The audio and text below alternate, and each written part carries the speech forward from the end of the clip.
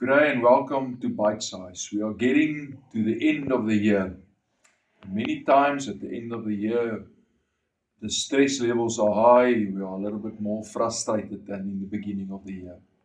So today I want to remind you, listen fast, speak slow.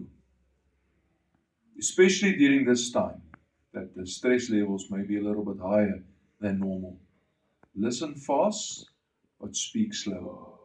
So maybe that thing that's frustrating you, that you want to speak about, maybe just hold on a little bit longer.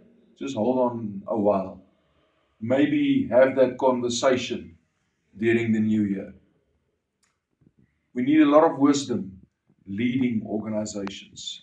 And as a leader, you need to listen fast and speak slow. May you be the best leader you can be. Cheers.